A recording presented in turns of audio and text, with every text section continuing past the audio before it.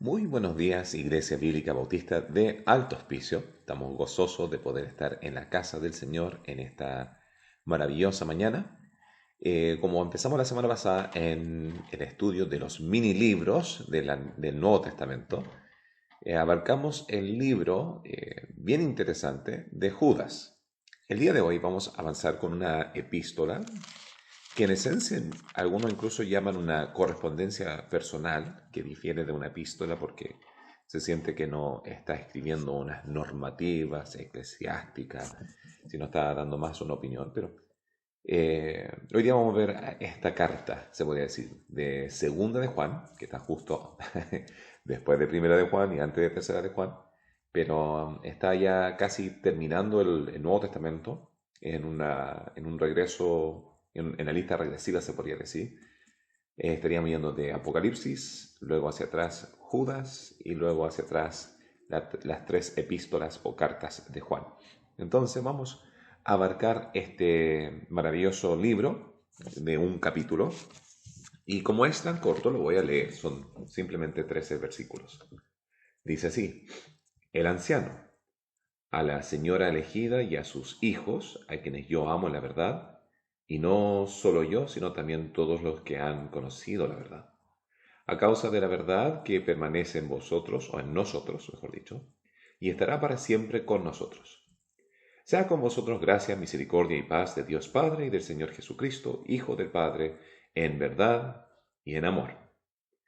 Mucho me regocijé, porque he hallado a algunos de tus hijos andando en la verdad, conforme al mandamiento que recibimos del Padre.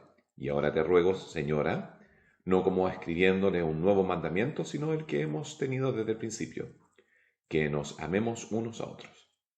Y este es el amor, que andemos según sus mandamientos. Este es el mandamiento, que andéis en amor como vosotros habéis oído desde el principio. Porque muchos engañadores han salido por el mundo, que no confiesan que Jesucristo ha venido a la carne. Quien esto hace es el engañador y el anticristo. Mirad por vosotros mismos para que no perdáis el fruto de vuestro trabajo, sino que recibáis galardón completo. Cualquiera que se extravíe o se extravía y no persevera en la doctrina de Cristo, no tiene a Dios. El que persevera en la doctrina de Cristo, ese sí tiene al Padre y al Hijo. Si alguno viene a vosotros y no trae esta doctrina, no lo recibáis en casa, ni le digáis bienvenido, porque el que dice bienvenido participa en sus malas obras. Tengo muchas cosas que escribiros, pero no he querido hacerlo por medio de papel y tinta, pues espero ir a vosotros y hablar cara a cara, para que nuestro gozo sea cumplido. Los hijos de tu hermana, la elegida, te saludan. Amén. Qué interesante. Ya, ya teniendo el mensaje acá escrito, tengo como 7 apuntes o 7 hojas acerca de apuntes. Pero quiero recalcar el primer principio. ¿Quién es el recipiente de esta carta? ¿Y por qué mencionó eso? Porque Juan comienza diciendo que esta carta va dirigida a la señora elegida, pero luego continúa hablando acerca de vosotros, vosotros, vosotros, vosotros, vosotros en el ámbito plural. Y ahí es donde me gustaría dividir el mensaje en 3 partes. La primera parte va a ser una introducción, y la introducción va a ser un poquito largo porque tenemos que entrar en un contexto para poder comprender la idea que Juan está entregando. Luego vamos a ir al texto, que se divide en 2 partes. La primera parte está hablando acerca de practicando la verdad, y eso va a ser versículos 4 y 6. Y la segunda parte va a ser protegiendo la verdad, y eso va a ser versículos 7 al 11. Pero voy a empezar primeramente con una idea especulativa, y es la siguiente. Bueno, el libro está en base de Juan. Juan no se menciona por nombre, pero se autodesigna como anciano. Y cuando uno habla acerca de anciano, tiene doble connotación. Uno es una connotación de edad, entonces tal vez Juan ya estaba viejito cuando estaba escribiendo esto, pero también tiene una connotación de liderazgo, ya los ancianos o los presbíteros, los pastores, en ese sentido, donde está hablando en un rol de liderazgo. ¿ya? Un rol de liderazgo dentro de una iglesia. ¿Quién es esta señora elegida? Hay diversas teorías. Puede ser una mujer llamada elegida, pero eso es poco probable porque su hermana también se llama la elegida. A no ser que tuvo padres bastante crueles que le dio el mismo nombre a la misma persona dos veces. Podemos descartar que su nombre es elegida. Una de las teorías que yo encuentro muy convincente y el cual yo voy a pasar el mensaje de esta mañana es que cuando habla acerca de la señora elegida está hablando directamente acerca de una iglesia. Las iglesias se refieren como la esposa de Cristo, ¿ya? Entonces hay un cierto nivel de relación, señora en vez de señorita, o doncella, o dama, o virgen, ¿ya? Está dando una connotación de una mujer ya en su estado de casada. Elegida, bueno, los cristianos, la iglesia, el sistema de la iglesia, el libro de Efesios capítulo 1, cuando habla acerca de la elección, en mi opinión, está hablando de que Dios desde el principio de la creación fue el que diseñó y eligió el sistema para que podamos ser salvos. No necesariamente que haya elegido tú salvo, tú perdido, tú salvo, tú perdido, tú al cielo, tú al infierno, etc. Entonces, la señora, la iglesia elegida, esta institución, esta familia, este gobierno, ¿ya? Y cuando habla acerca de la hermana elegida, dice que la hermana elegida te está saludando. Lo más probable es que es la iglesia del cual estaba escribiendo Juan. Y sabemos que Juan tuvo su ministerio predominante en Asia Menor, ya en la provincia donde está Turquía el día de hoy, y así específicamente era pastor de la iglesia de Éfeso. Entonces, desde la iglesia de Éfeso está escribiendo a otra iglesia. Ya he leído diversos comentarios, el más convincente es que estaba escribiendo a la iglesia de Pérgamo. ¿Ya? Si se acuerdan de la iglesia de Pérgamo que está en el libro de Apocalipsis, era una de las 7 iglesias en capítulos 2 al 3. ¿Ya? Entonces ese va a ser nuestro marco. Juan, como pastor de una iglesia, está escribiendo a otra iglesia.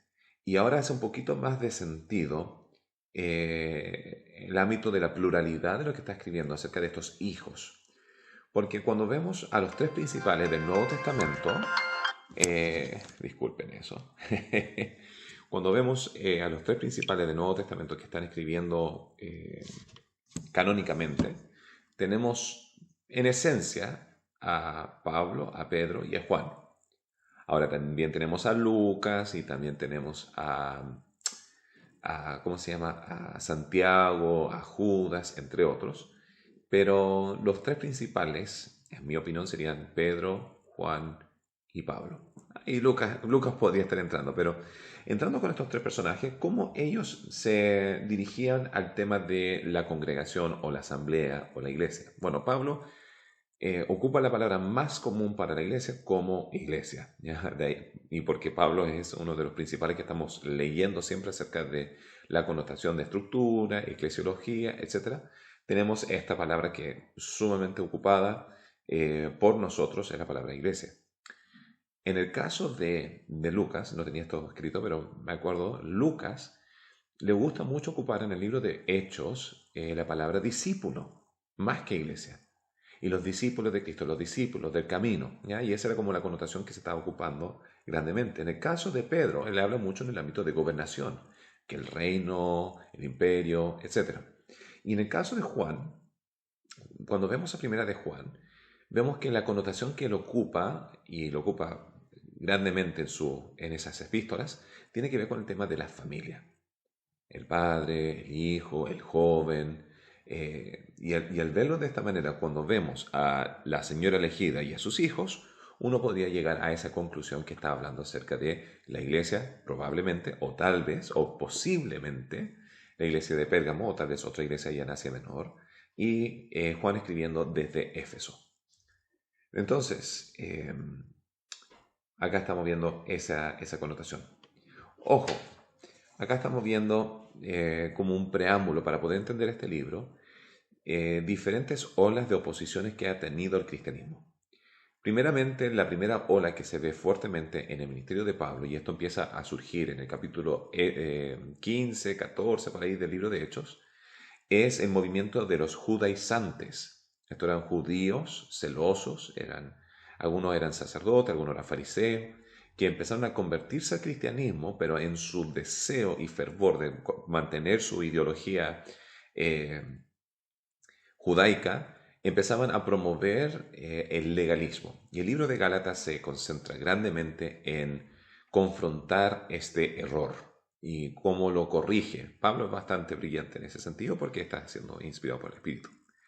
Pero la segunda ola de oposición, y esta va a ser una ola más grande en el mundo gentil, va a ser el movimiento de los gnósticos. No se puede captar la noción de primera y de segunda de Juan sin saber lo que está pasando acá con los gnósticos. ¿Cuáles son sus creencias? Bueno, acá voy a dar un pequeño preámbulo acerca de lo que creen los gnósticos. Su origen es judío-cristiano. Ya no hay gnósticos que se mencionan antes del comienzo del cristianismo, sino ya cuando la iglesia se formó. Y era la noción, origina en Alejandría, que es la ciudad más predominante en Egipto durante ese tiempo. Y ellos creen que Dios es el creador, pero es un creador oculto y misterioso. Y después llegó un ser, como un tipo demidios, un semidios, quien fue el que creó el mundo físico, tangible y material. Todo lo físico es malo y todo lo espiritual o lo oculto, el gnosticismo, el gnosis, es bueno. Y en su creencia Jesús vino a esta tierra y tomó forma de esto tangible, lo divino tomó forma de lo tangible, para poder iluminar y desviar de la ilusión. Esa era la función en el gnosticismo acerca de Jesús. Jesús es la encarnación, vino a esta tierra, pero vino con el objetivo de iluminar y corregir lo que era una falsa ilusión. Y esa es la esencia de la salvación, a través de conocimiento. Y hay cierto paralelismo, uno podría decirlo, con el cristianismo, pero en el caso de Jesús, Jesús vino al mundo porque había pecado. Ya no vamos a un tema de conocimiento, sino vamos a un tema moral. Hay pecado y para mejorar ese pecado hay algo que se llama arrepentimiento, conversión, salvación. Y el cristianismo empuja esa noción de pecado y arrepentimiento, el gnosticismo empuja el tema de ilusión y lo que es iluminación. Y fue un tema tan importante para el movimiento cristiano que a través del segundo y tercer siglo ya ellos completamente expulsaron y limpiaron aquella herejía que había surgido como primera herejía dentro del movimiento de cristiano, primera secta. Ahora, habían diversos grupos de gnósticos, algunos pensaban que Jesús se encarnó para iluminar, otros pensaban que Jesús se manifestó como un humano para iluminar, pero era simplemente una ilusión, no estaba ahí físicamente. Otros piensan que Jesús era un falso Mesías que estaba cambiando el mensaje de Juan el Bautista. Entonces, habían diferentes pensamientos acerca de todo esto. En esencia, consideraron a Jesús como un tipo de ángel. Y el libro de Hebreos, capítulo 1, corrige ese error. Ahora, ese error también luego salió con otro movimiento llamado arianismo, y la forma moderna del arianismo, que era del cuarto siglo, se ve el día de hoy con los testigos de Jehová, que rechazan la deidad de Jesús y promueven que Jesús es un ángel. ¿Ya? Entonces, vemos cierto nivel de similaridad, temas de contraste que se ven algo homógeno, pero a la larga es una enseñanza incompatible. Es una que está desviando. Y por eso Juan acá dice todo aquel que no dice que Jesús vino a la carne, no es de Dios, se ha desviado de Dios. Ahí directamente lo dice en versículo 9 y también lo va a decir en primera de Juan. Entonces, ese es el contexto del problema que está surgiendo ahora en la provincia de Asia Menor. Y es algo por lo cual Juan está tratando de combatir, ¿ya? Y qué mejor para hablar acerca de si Jesús vino en la carne o no, sino uno de los 12 que estuvo ahí y sintió y palpó y tocó a Cristo. Entonces esa es la introducción. Ahora vamos a entrar en lo que es la parte del mensaje en sí. Este mensaje se divide en practicando la verdad, número 1, versículo 4 al 6, y luego en lo que es defendiendo la verdad, que es versículo 7 al 11. Entonces, practicando la verdad. Acá el gozo que tenía Juan era de que él estaba gozoso de ver cómo los hijos de la señora elegida de esta iglesia perseveraban en la verdad. Y acá vemos una gran importancia de lo que es el ministerio y el ministerio más importante que tenemos en nuestras vidas, en nuestra propia familia. Si fallamos en nuestra familia, perdemos todo, nuestra credibilidad en el ministerio. El error de Samuel fue sus hijos. El error de David fueron sus hijos. El error de Elí fueron sus hijos. En el libro de 1 Samuel, 3 casos, donde no eran los hijos en sí el problema, sino fue una negligencia de los padres de tomar el tiempo de priorizar lo que era el proyectar a los hijos en un camino correcto. Ahí vemos las presiones y todas las otras cosas que un hijo en cargo de poder puede estar viviendo. No obstante, acá vemos la importancia que es la familia, por eso se gozaba en esta imagen, y también nosotros como iglesia debemos promover la unión, la fortaleza en la familia, y también debemos ver en la iglesia a los hermanos como hermanos, por eso ocupamos la palabra hermanos en la iglesia. Pero el punto principal acá es lo que estamos viendo, es tema de perseverancia. Ahora, ¿alguna vez has jugado ese juego de sumergirte debajo del agua y ver quién dura más? ¿Ya? No es el juego más inteligente, se podría decir. Creo que en el campamento de jóvenes, algunos de los jóvenes están haciendo competencia quién duraba más debajo del agua. Pero en esencia, el tema de ese juego es ver quién va a durar más. Yo me acuerdo en uno de mis primeros trabajos, a la edad de 19, 20 años, tenía competencia con otro compañero de trabajo de ver quién duraba más dentro del horno, ¿ya? No sé si me estaba creyendo como el cuarto amigo de Sadrach, Mesach y Abednego en el libro de Daniel, pero no era de nuevo el juego más inteligente. Pero uno trata de ver ya, ¿hasta cuándo puedo resistir? ¿Hasta cuándo puedo resistir? ¿Hasta cuándo puedo resistir? Yo me acuerdo de una persona cercana que tenía un familiar y ese familiar era bastante estricto con sus hijos. Ahora, sus hijos eran monstruos, se podrían decir, pero no monstruitos de 3 y 5 años, sino monstruotes de 15 a 18 años. Estos niños estaban fuera de control. Y la mamá así estricto como la milicia. Y cuando los dos se portaban mal, ella decía, ya, no sé cuál de los dos empezó, ya, los dos, levanten la mano. Y el primero en bajar los brazos, el primero en recibir correazos. Entonces ahí los dos estaban tratando de ver quién aguantaba más arriba antes de recibir los correazos. Ahora, estamos hablando de los tiempos antiguos, el día de hoy ya esas cosas no se ven como antes, pero era una competencia ya de ver quién duraba más. En lo que es figuras bíblicas, tenemos el caso de Habacuc. Y Habacuc era un hombre que estaba en una posición en su vida donde estaba viendo tanta calamidad, tanta maldad, tanto pecado. Y decía, Dios, ¿hasta cuándo veré yo este pecado? Como si fuera el centro del universo. Y Dios va a tener una fabulosa respuesta a él a través del libro de Habacuc. Vamos a tener el caso de Simeón, quien estaba esperando el consuelo de Israel, y Dios a través del Espíritu Santo le había dicho que él no iba a morir hasta primeramente ver al ungido. Y ahí estamos en el libro de Lucas, ahí en esos textos que ocupamos muchas veces para Navidad, del nacimiento y a Jesús yendo a ser circuncidado el 8º día, ahí estaba Simeón.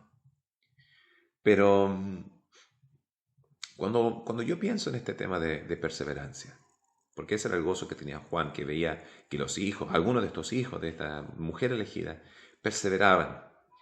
Me hace recordar en las fotos de la iglesia. A veces cuando tengo tiempo libre, cuando ya estoy haciendo algún proyecto, a veces me topo con algunas fotos que tengo en diversos pendrives acerca de la iglesia. Y veo las fotos del primer, segundo año. Y hay un cierto nivel de nostalgia, de decir, yo me acuerdo de él. Yo me acuerdo de ella. Me acuerdo de esta familia. Me acuerdo de estos otros. Y una de las cosas que a veces conlleva a un enfriamiento ministerial, se podría decir, es cuando uno llega a un punto de entender que no todos los que están hoy van a estar mañana. Incluso Jesús enseñó acerca de eso. Enseñó acerca de los 4 terrenos, que uno era duro, el otro cayó en pedregales, otro entre espinos y el otro en buen terreno. De eso, si uno tendría que hacer la probabilidad de las estadísticas de matemáticas de 4 semillas en 4 terrenos, solamente el 25% de ellos, uno de cada 4, son aquellos que van a perseverar y van a rendir fruto. Otro cuarto, el primer 25%, van a ser aquellos que en su dureza no van a aceptar, no van a escuchar y se van a ir. Pero el resto del 50%, una cifra grande, nos da a entender que o las distracciones de este mundo, o los problemas de la vida, o el calor de la tribulación, van a opacar cualquier fruto a largo plazo. Y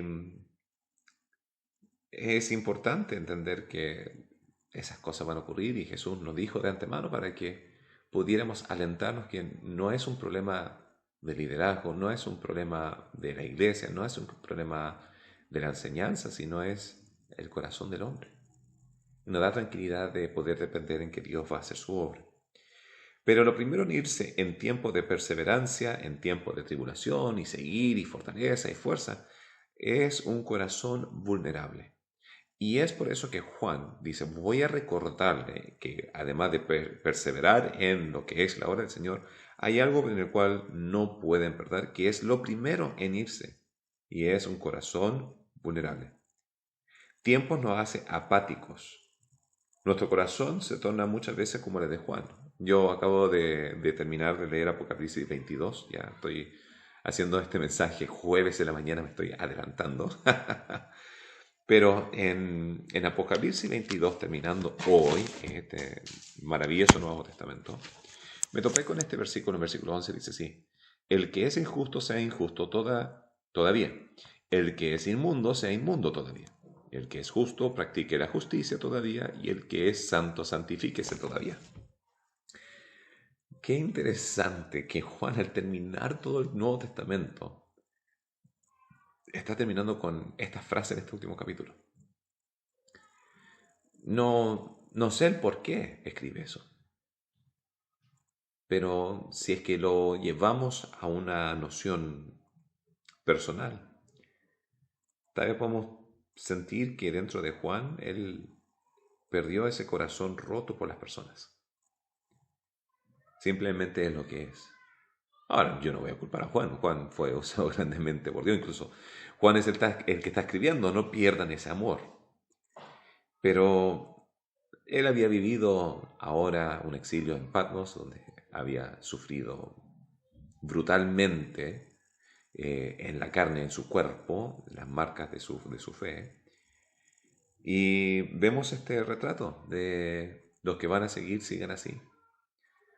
Tengamos cuidado de caer en ese punto. No estoy jugando, Juan, por favor. Yo no soy nadie ni un minúsculo, ni un átomo de lo que Juan logró, ni es, ni fue.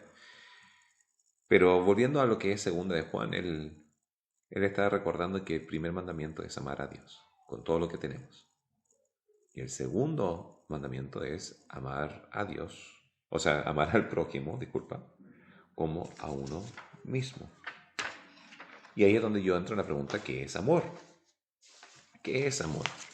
Me acuerdo siempre de mi infancia escuchando a Pastor David diciendo que amor es dar sin esperar nada de vuelta. Y en esencia es una referencia bastante sólida, firme, marcada hasta el día de hoy. Pero con el tiempo después uno trata de decir, ya no puedo ser simplemente la copia de mi padre. Entonces acá tengo 5 cosas, en mi opinión, que demuestra que es amor. Amor, dentro de lo que es la iglesia, es cuando me empuja a importar lo que le pasa al resto. Esto es cuando yo me involucro emocionalmente.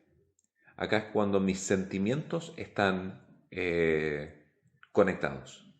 Esa es la razón principal por la cual uno no debería nombrar con nombre a las mascotas que en esencia es ganado. Por ejemplo, si me compro una gallina para comer, o si me compro un chancho para comer, o si me compro un cordero, y los 3 tienen vida, no le voy a poner un nombre, porque si le pongo el nombre me voy a encariñar, y si me encariño después no me lo voy a comer. Es la ley de la selva. especialmente en la familia en que estoy. Mis hijas son pero fanáticas de los animales, de insectos, de bichos, de todo. ¿Ya? Yo me crié con tantos animales que yo sé qué significa limpiar las bombitas que dejan, alimentarlos, los pelos, todas las cosas. Para mí es una carga. Pero para mi hija están fascinada, enamorada. Algún día tendremos un perro y yo sé que algún día tendremos un perro. Pero me imagino ya comprando un cerdito, decir, ya vamos a comer este cerdito y le ponen el nombre, ya nunca más nos vamos a comer cerdito. Incluso hay gente que tiene cerdito de mascota. Bueno, segundo cosa que el amor hace, o lo que es amor, es cuando pongo el bienestar de otros antes del mío. Entonces, primero emocionalmente me involucro. Número dos, pongo el bienestar del resto antes del mío. Amor es cuando siento, número tres, lo que el resto está sintiendo. Entonces, si alguien que es especial para mí está gozoso, yo me voy a gozar. Si la otra persona está triste, yo me voy a poner triste.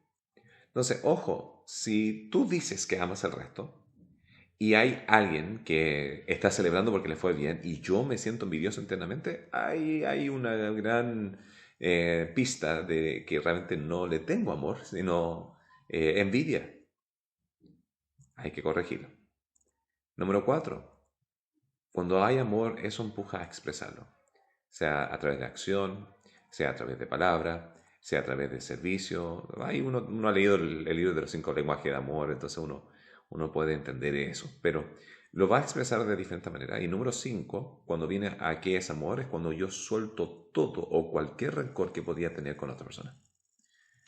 Si yo tengo rencor con una persona, no le tengo amor. No, no pueden coexistir, no pueden cohabitar.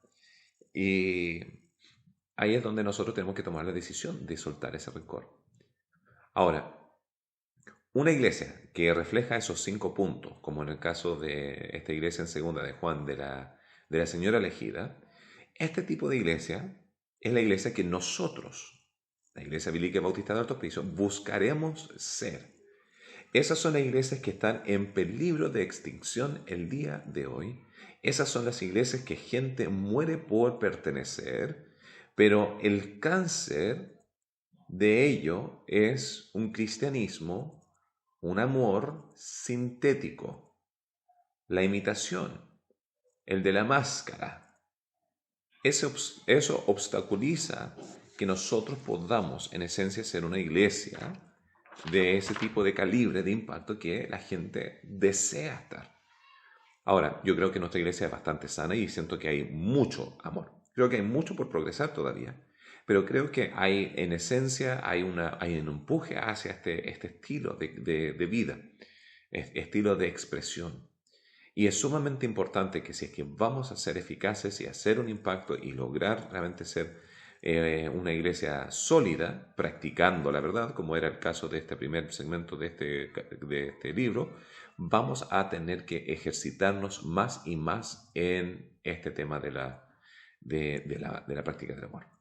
Bueno, continuamos con la segunda parte del mensaje del libro, ya tercera parte del mensaje que yo estoy exponiendo, pero la segunda parte del libro. Versículos 7 al 11, una vez más, dice que debemos proteger la verdad. En el libro de Judas, que vimos la semana pasada, en la epístola de Judas, vimos cómo Judas tajantemente chocaba, peleaba y tenía ardientemente una contención por la fe contra aquellos que estaban en liderazgo promoviendo un cierto nivel de libertinaje, un falso cristianismo. Pero acá vamos a ver 2 descripciones acerca de estos gnósticos y finalmente una aplicación final. Entonces, la primera descripción que vemos acerca de versículos 7 al 11 es que se ocupa la palabra engañadores, porque muchos engañadores han salido por el mundo que no confiesan que Jesucristo ha venido en la carne, quien esto hace es el engañador y el anticristo. Entonces, acá se ocupa la palabra engañadores. Era una secta destructiva, como sectas lo son el día de hoy. Gnosticismo fue erradicado en el tercer siglo porque era incompatible con el cristianismo. Ahora se ocupaban los mismos personajes de la Biblia, se ocupaban las mismas terminologías que en la Biblia, pero el significado de ellos era abruptamente diferente. Y muchas veces una secta va a hacer exactamente lo mismo. Cuando ellos hablan de redención, cuando ellos hablan de salvación, cuando ellos hablan de justificación, cuando ellos hablan de diferentes temas en el Nuevo Testamento, muchas veces la terminología que ellos están ocupando puede ser las mismas palabras, pero interpretadas de manera diferente.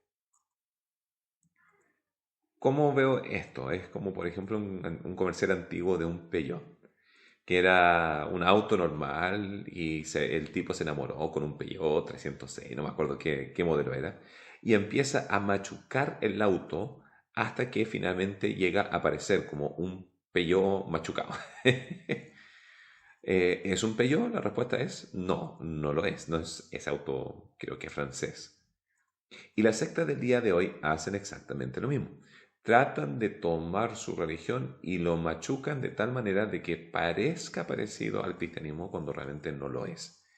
Acá hay tres, bueno, lo voy a poner de esta manera. Voy a entregar acá dos diferentes categorías en las cuales uno tiene que tener cuidado, donde voy a estar hablando primeramente, bueno, no voy a hablar extensamente, pero voy a mencionar primeramente de tres fundamentos de salvación que las sectas van a desviarse y también tres fundamentos de salud espiritual que ellos se van a desviar. Entonces, cuando viene a algo que uno llamaría ortodoxo, ya correspondiente, sano de la salvación, tres elementos son indispensables. Número uno, la identidad de Cristo.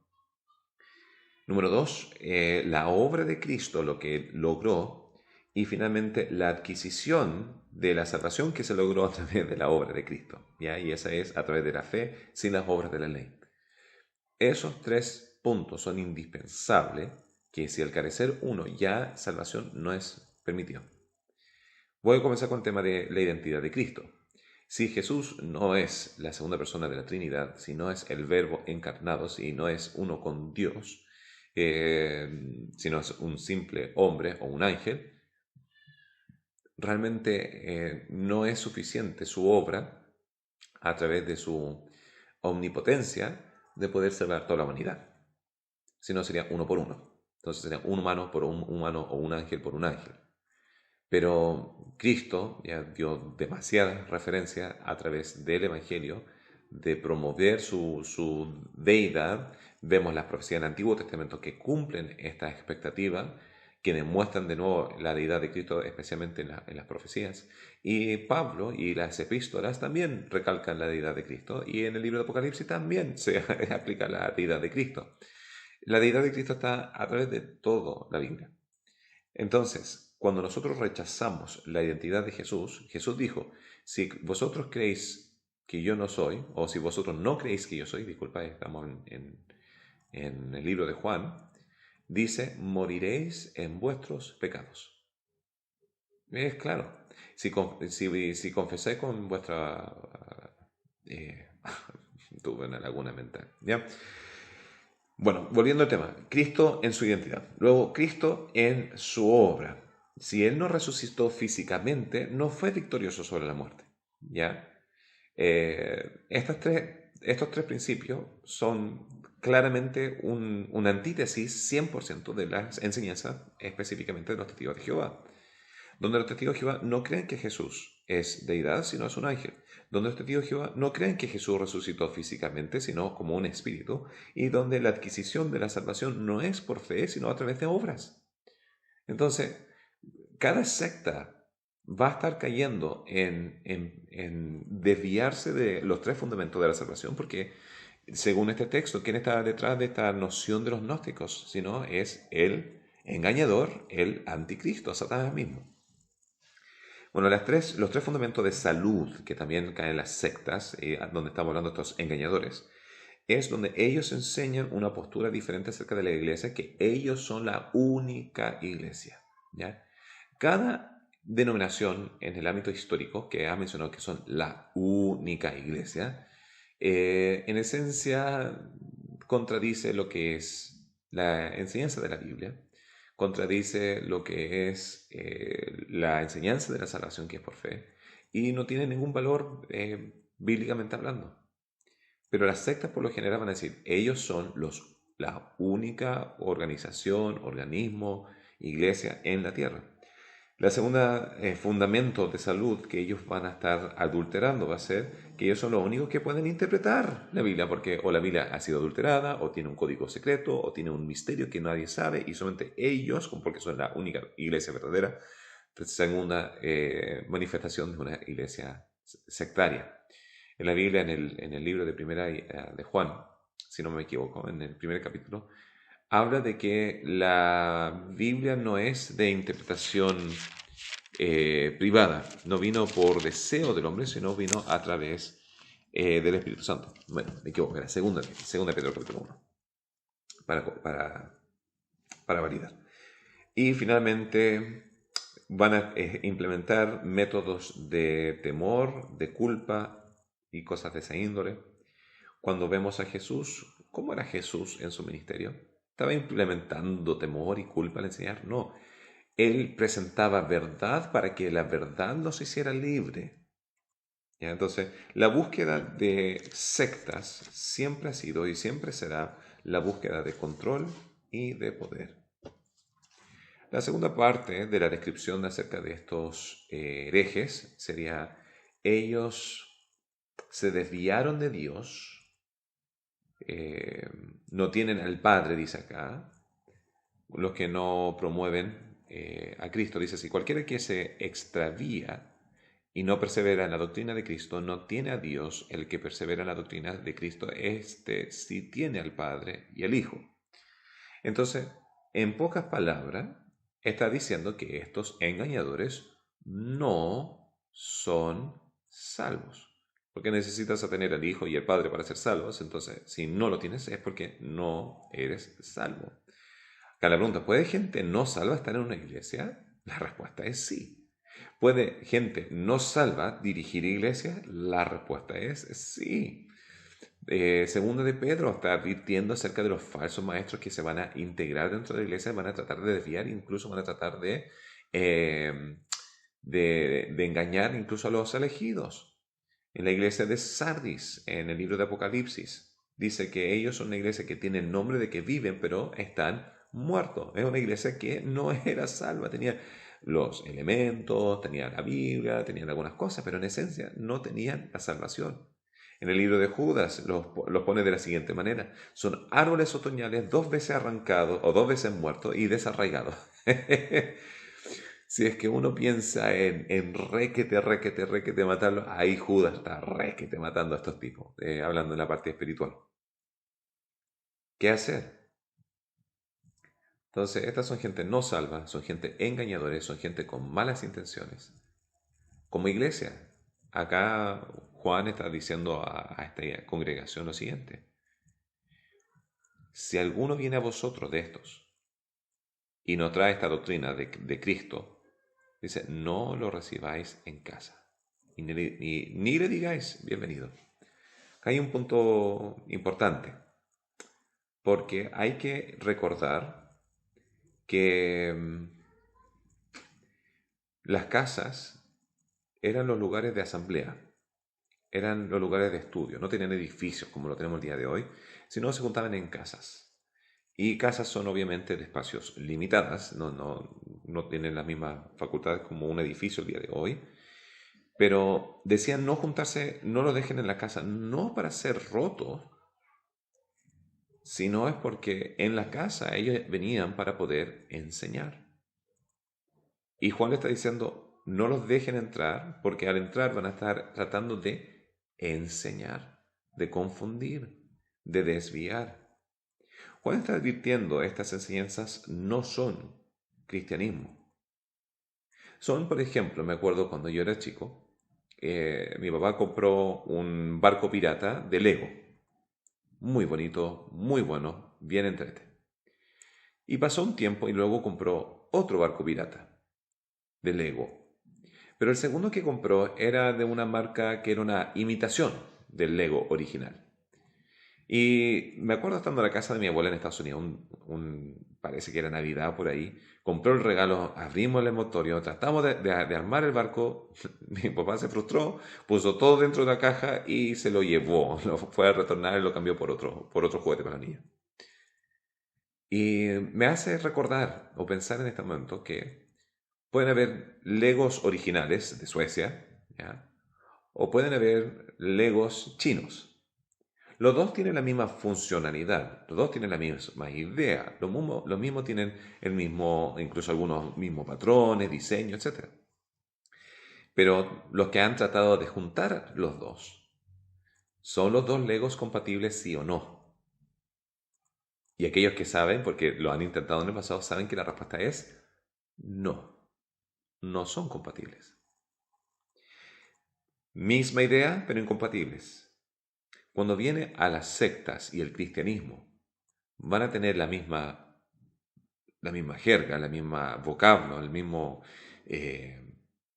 interacción de palabras,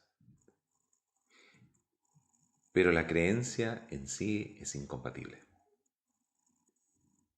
Juan está tratando de advertir a esta iglesia. Estoy gozoso de que se han mantenido en la verdad y están practicando la verdad. Pero luego dice, defiendan la verdad.